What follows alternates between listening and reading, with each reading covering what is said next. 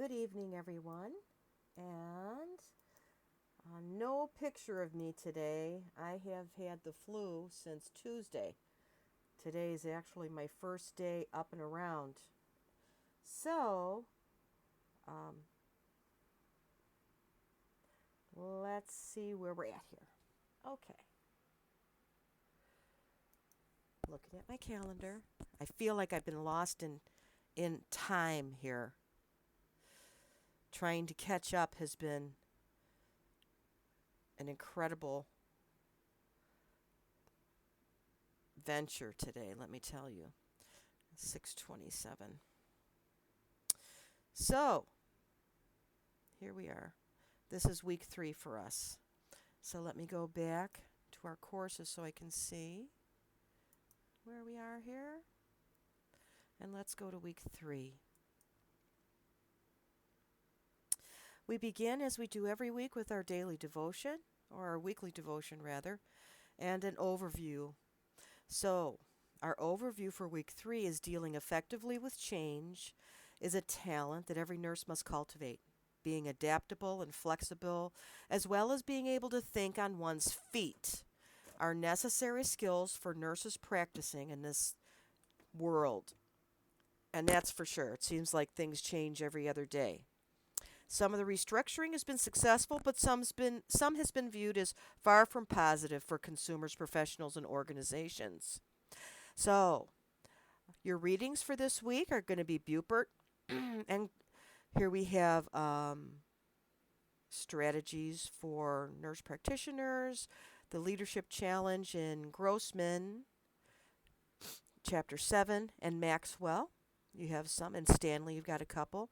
I want you to begin working on that Practicum Self-Marketing Plan, which is going to be due week 5, day 1. Your assignments are your discussion here. Let's click on discussion. So, describe the microsystems within your organizations and how they function to improve outcomes. Provide an example. What elements of the microsystem may be an obstacle for the APN in leadership roles? Describe a situation, submit your post. So it's going to be the way you've done it every week. The first thing I want you to do is to define a microsystem, a mesosystem, and a macrosystem. Because I think that those 3 systems are not well understood. And so I want you to first define what those 3 things are: microsystem, mesosystem, and macrosystem, because they all interrelate with each other. So I'd like you to add that to your discussion post. And let's go next. And I am behind in grading your postings because I have been in bed literally all week with 103 fever. The Personal Leadership Development Plan. Now, this is going to be submitted to turn it in. So you get a couple of tries to turn it in. And I do look at all of these scores. So ensure that it is well within that. They let you have a 25%. Well, we'll read about it here. Personal Leadership Development Plan. This is going to be a 4 to 6 page paper. That 4 to 6 pages does not count the title page. It does not count the references. You will not include an abstract. Abstracts are not required in these types of papers. Your paper is going to be in APA format, and I am a stickler for APA format. At this level, you should have a paper that has appropriate title page. You should have appropriate title with running head, and you should have appropriate headings. You should know how to write an introductory paragraph. And if you don't know how to do that, I suggest you go to Purdue OWL to look up that. So here we go. Describe your philosophy of leadership and the role of the APN. Now, this is a scholarly paper, so I don't expect any of your papers to say, I think, or I really believe that it should be done this way, because that's not how you write a scholarly paper. There are ways that you can write a paper that, number 1, get your point across without ever referring to yourself in the reference, or you need to identify yourself as the FNP student. So, that's part of writing a scholarly paper. Define what type of leadership style best fits your ability. So, in order to define the leadership style, you need to know what they are. So, I expect that you'll be using leadership styles, referencing the material that you've read, because otherwise it's going to appear that you haven't read anything about leadership. So, that's an important thing. Explain what leadership theory would be appropriate for your role in leadership management. So again, you're going to be wanting to use appropriate leadership theory. Describe how your vision, your leadership involving the next 5 years. So include characteristics and skills needed. Now, anytime you're developing a paper of this magnitude, you have a specific format that you're going to follow. So on the first page that you're writing, papers always start not with the word introduction. You never write the word introduction on a paper. It starts with the title of your paper. So you're going to have the title of your paper center-faced, no bolding. And then you are going to write 1 to 2 paragraphs that introduces the reader to the key components that will be included in your paper. So for example, this one, you're going to write an introductory paragraph, and the first couple of sentences kind of draw you in a little bit, and then you're going to say in the end of the paragraph, you're going to write, the purpose of my paper, or the purpose of this paper, is to describe the philosophy of leadership, define the type of leadership, and explain what leadership theory would be appropriate in the role. And so that's how you write a paper. Oh, and also describe the leadership in the next 5 years. So you've touched base on those key components.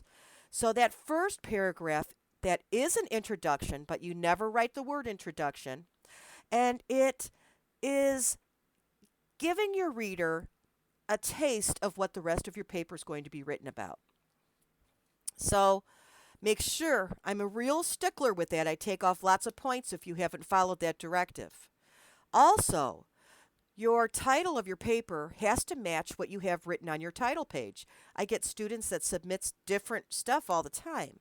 Also, ensure that my name is on the title page. I have had students submit, obviously what they're doing is cutting and pasting, and they have submitted papers that has a different professor's name on the title page. Also, remember that running heads should be key words from your title. So I've had students submit papers that with their running head has absolutely no component of the title in it, and that's not true. So if the title of your paper is going to be Personal Leadership Development Plan, or whatever you choose to be, your running head might be Personal Leadership Development, and you leave plan off. You don't have to have plan in there.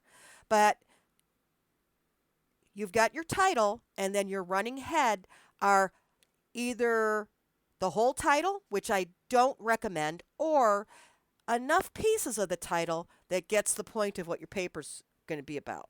So those are some key points in paper writing. Now, you've got your introduction done. Excuse me. So now the next thing you're going to do is write your first heading. So headings are centered and bold with large words capitalized.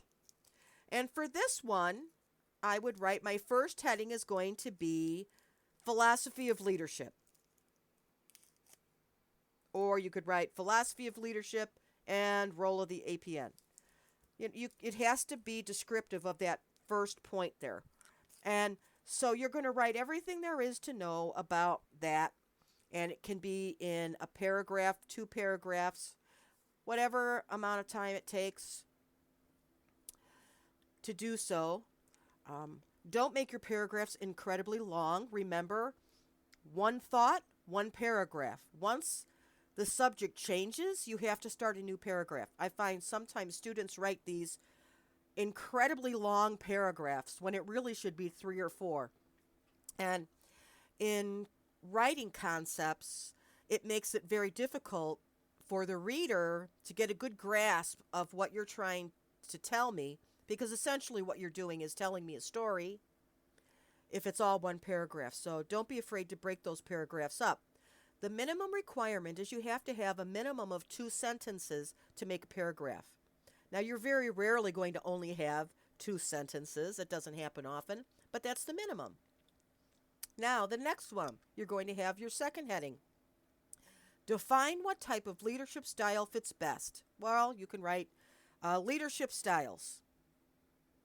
That would be a good one. Centered, bold, large words capitalized. And then you're going to follow the same thing. Your third heading, then your fourth heading. Once you've completed that fourth heading, you're going to have a conclusion paragraph. That's the end. Conclusion is going to be written, centered, bold. Okay? In that conclusion, you're going to sum up all of the key points of your paper. You never introduce new material into your conclusion. You're summing up the essence of the paper. And then you kind of give it a nice little zinger at the end to tie it all together, and you're done. Make sure that you are using good scholarly references. I'm not going to accept any .com references because they're not scholarly. If you've got some .orgs, absolutely. But .coms, no. Those will not be accepted as appropriate references. How many references do you need to have? For a paper of this length, 6 to 8 pages, you need to have at least 5. If you have any less than 5, you didn't research this topic well enough. Make sure that you know how to write your APA format properly and that you're using citations. And when you submit this paper to turn it in, don't just look at the number. If you say, oh my gosh, I got it to 25, I'm good to go. That's not going to work. Because if I go back and I look at your paper and I see that your number was only 25%, but a whole paragraph was obviously cut and pasted from either an old paper that you wrote or a reference that you found, that's not going to work. If you have more than 2 to 3 words, you're plagiarizing if you've not used a citation. And if I see that it is a student paper from Olivet, I'm going to know that you're using old papers. So make sure that you don't do that, because I'm going to look at all of those. And these are really, really good habits to get into, because as you move on, if you opt to ultimately go into your doctorate program, they're going to just be amazingly critical of your submissions. So make sure that you're so careful with plagiarizing. I wrote a paper. I'm in my doctorate program now, and it wasn't a big paper. It was a reflection paper. And I had taken a section, not a huge piece, but a couple of sentences from a paper that I had written, used it, cited myself, as you can, as you're supposed to. I cited myself that it was a unpublished manuscript, and the professor would not accept it. So you've got to be careful. I like to make my expectations known right from the get-go so you know what to expect of me. And you've got your rubric here that tells you the importance of these specific categories and how many points will be taken off for each thing. This is a 100-point paper, so it does have a lot of points attached to it, so I know you want to do well on it. So I think that'll help you. So that'll be and it's something that I have found too. What I used to do, I would get all of my references and my resources all together, and I'd work on that for days, and then I'd sit down and write my paper all at once. And I do not write my papers that way any longer. I am very methodical in how I write my papers. I plan it out as to what I'm looking for, and um, I generally will take a series of days to get the basic paper down and then spend another series of days rewriting it, rewording it to get it just right. So I want you to put your best effort into this paper because this is going to show me a lot. It really is. I also am looking at your use of English language. Papers are written in the past tense or the future tense if you're speaking about what's going on in the next 5 years. I find that people don't have a very good grasp of grammar and punctuation. So I strongly encourage everybody to download this little helper called Grammarly. I use it, and it's going to help show you when you're using the same word too often. It's also going to help show you when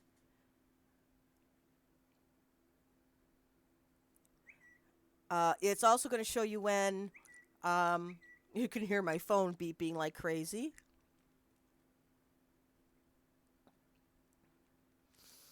Um,